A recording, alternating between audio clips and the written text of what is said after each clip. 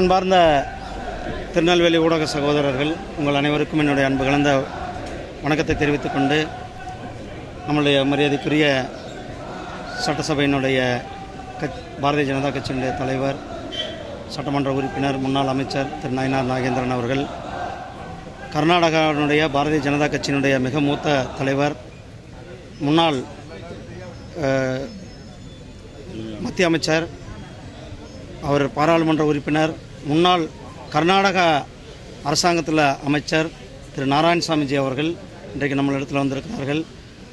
மரியாதைக்குரிய திரு ஒண்டிவீரன்ஜி அவர்களுடைய 253வது நினைவு நாளில் அவரை போற்றுவதில், அவருக்கு அஞ்சலி செலுத்துவதில் நாம் பெருமிதம் கொள்கின்றோம். இதே 3 வருஷத்துக்கு முன்னாடி அவருடைய 250வது நினைவு நாளில் மத்திய பிரதமர் மரியாதைக்குரிய திரு நரேந்திர மோடிஜி அவர்கள் உத்தரவின் பேரில் அவர்களை திரு ஒண்டிவீரன்ஜி அவர்களை பெருமைப்படுத்தும் விதமாக சிறப்பு தபால் தலை வெளியிட்டு அவருக்கு பெருமை சேர்த்தியது மத்திய அரசாங்கம். அந்த நிகழ்வுகள் கூட திரு நாராயணசாமிஜி அவங்க கலந்து கொண்டு இருந்தது. அந்த நேரத்தில் அவங்க அன்றைக்கி வரல, இன்றைக்கி வந்திருக்கிறார்கள். ஒண்டிவீரன் அவர்களுடைய நினைவை போற்றுவதில் சுதந்திரம் அடைந்து இப்போ 78ஆம் ஆண்டை கொண்டாடி கொண்டிருக்கின்றோம். இந்த நேரத்தில் நாம் 100வது சுதந்திர தினத்தை நோக்கி நம் நாடு வளர்ச்சி பாதையில் சென்று கொண்டிருக்கிறது. மாண்புமிகு பிரதமர் திரு நரேந்திர மோடிஜி அவர்களுடைய தலைமையில் மாண்புமிகு பிரதமர் திரு நரேந்திர மோடிஜி அவர்கள் சுதந்திரத்திற்காக பாடுபட்ட தலைவர்கள், அவர்களை அதாவது அன்சங் ஹீரோஸ் யார் இருக்கார்களோ அவர்களை எல்லாம் போற்றும் விதமாக தமிழகத்தில் பல தலைவர்கள், இந்தியா முழுவதும் பல தலைவர்கள் அவர்களெல்லாம் போற்றும் விதமாக நிகழ்வுகளை நாம் ஒரு வருடம் முழுவதும் போன ஆசாதி கா அம்ருத் மகா உற்சவ் அதன் கீழே நாம் இந்த நிகழ்ச்சிகளை நடத்தி இப்போ அமிர்த்காலில் நாம் இருந்து கொண்டிருக்கிறோம்.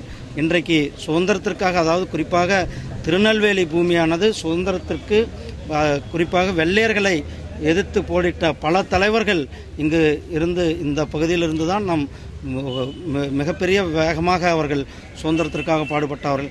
அதில் நம்மளுடைய ஒண்டிவீரன் அவர்களுடைய நினைவை போற்றுவதில் பெருமை. நன்றி, வணக்கம்.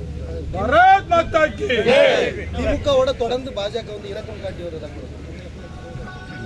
ஒரு நிகழ்ச்சி, அந்த நிகழ்ச்சிக்கு போனதை பற்றி நீங்கள் அரசியலில் அது தீர்மானிக்கக்கூடாது. மத்திய அரசாங்கம், அதாவது மாநில அரசாங்கம் ஏற்பாடு செய்த நிகழ்ச்சியில் நாம் கலந்து கொண்டு குறிப்பாக நம்முடைய பாதுகாப்புத்துறை அமைச்சர் மரியாதைக்குரிய திரு ராஜ்நாத் சிங்ஜி அவர்கள் கலந்து கொண்டு அந்த காயினை வெளியிட்டதில் வச்சு நீங்கள் இதுதான் அரசியல்ன்றது நம்ம வரக்கூடாது. இது அரசியலுக்கு அப்பாற்பட்ட நிகழ்வாக தான் நாம் இதை பார்க்க வேண்டும். சுதந்திர தினத்தினுடைய டீ பார்ட்டி கடந்த 2 வருஷமாக கலந்துக்கிடல திமுக. இந்த முறையும் திமுகவுடைய கூட்டணி கட்சிகள் முழுமையாக புறக்கணித்தாங்க. திமுகவும் கடைசி வரைக்கும் புறக்கணித்ததாக தான் சொல்லப்பட்டுச்சு. இந்த நிகழ்வுக்கு முன்னாடி கடைசி நேர மாற்றம்ங்கிறது இந்த நிகழ்வுக்காகத்தான் பார்க்கப்படுது. அது அப்படி நம்ம பார்க்கக்கூடாதுங்க. ஏன்னா மத்திய அரசாங்கம், மாண்புமிகு பிரதமர் திரு நரேந்திர மோடிஜி அவர்கள் 3வது முறையாக கண்டினியூவாக 3வது முறையாக ஒரு மிகப்பெரிய வரலாற்று சிறப்புமிக்க வெற்றி பெற்று ஆட்சி அமைத்திருக்கிறார்கள். அந்த ஆட்சி ஒரு தமிழ்நாட்டினுடைய வளர்ச்சிக்காக, தமிழ்நாட்டினுடைய மேம்பாட்டிற்காக ஒரு கடந்த 10 ஆண்டுகளில் மட்டுமே கிட்டத்தட்ட 11 லட்சம் கோடி ரூபாய் நாம் இங்கே நிதி கொடுத்து தமிழ்நாட்டினுடைய வளர்ச்சிக்கு வேலை செய்து கொண்டிருக்கிறோம். அதனால் ஒரு கவர்னருடைய நிகழ்வானது, கவர்னருடைய டீ பார்ட்டி என்பது அனைத்து கட்சிகளும் கலந்து கொண்டுவது. அவர்கள் போன வருடத்தில் வரல, இந்த வருஷத்தில் வர்றீங்க அப்படின்றது நம்ம இது அவங்க வந்து போன வருடத்தும் வருடம் அழைப்பு விடுத்திருக்கிறார், இந்த வருடமும் அழைப்பு விடுத்திருக்கார், இந்த வருடத்தில் அழைப்பில் கலந்திருக்கிறார்கள்.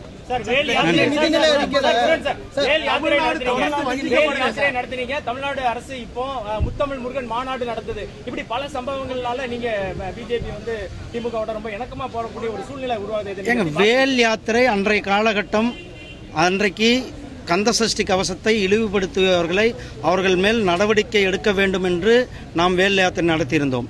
அந்த வேல் யாத்திரை மக்களிடத்தில் முருக பக்தர்கள் இடத்துல ஒரு பெரிய வரவேற்பை பெற்றது.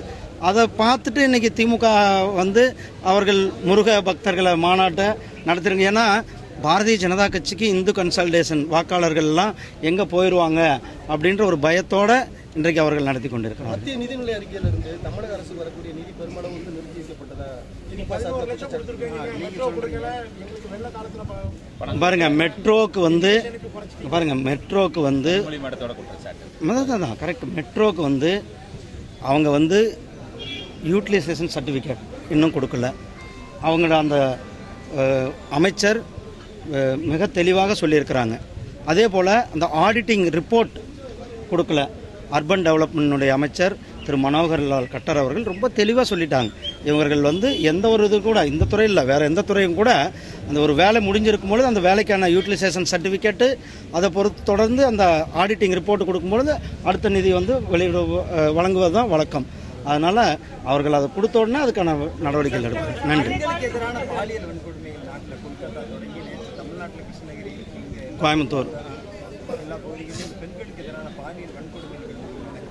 இது வன்மையாக கண்டிக்கத்தக்கது. மாநில அரசாங்கங்கள் கடுமையான நடவடிக்கை எடுக்க வேண்டும். குற்றவாளிகளுக்கு கடுமையான தண்டனைகள் பெற்றுத்தர வேண்டும். அது யாராக இருந்தாலும் பாரபட்சமின்றி நடவடிக்கை எடுக்க வேண்டும். கல்கத்தாவில் வெஸ்ட் பெங்கால் அரசாங்கம் முறையாக நடவடிக்கை எடுக்காதனால தான் இன்றைக்கு சிபிஐ அந்த வழக்கை எடுத்து சிபிஐ விசாரணை செய்து கொண்டிருக்கிறார்கள். அதாவது உடனடியாக மத்திய சுகாதாரத்துறை ஒரு அறிக்கை கூட கொடுத்திருக்கிறார்கள், சுற்றறிக்கை கொடுத்திருக்கிறார்கள். அனைத்து மாநிலங்களும் டாக்டர்கள் மேலே அல்லது மருத்துவர்கள் மேலே, பணியில் இருக்கிறவங்க மேலே ஏதாவது சம்பவங்கள் நடந்தால் 6 மணி நேரத்துக்குள்ளே எஃப்ஐஆர் பதிவு செய்து அவர்கள் மேலே நடவடிக்கை எடுக்க வேண்டும் என்ற அந்த சுற்றறிக்கையும் சுகாதாரத்துறை மூலம், மத்திய சுகாதாரத்துறை மூலம் கொடுக்கப்பட்டிருக்கிறது. மாநில அரசாங்கங்கள் கடுமையான நடவடிக்கை எடுக்க வேண்டும் என்பதுதான் என்னது. நாங்கள் தேசிய ஜனநாயக கூட்டணி மிக வலிமையான கூட்டணியாக 3வது முறையாக மாண்புமிகு பிரதமர் திரு நரேந்திர மோடிஜி அவர்கள் மக்களுடைய பேராதரவோடு இன்றைக்கு ஆட்சி அமைத்து சிறப்பாக ஆட்சி நடத்தி கொண்டிருக்கிறார்கள். நன்றி அண்ணா. நன்றி.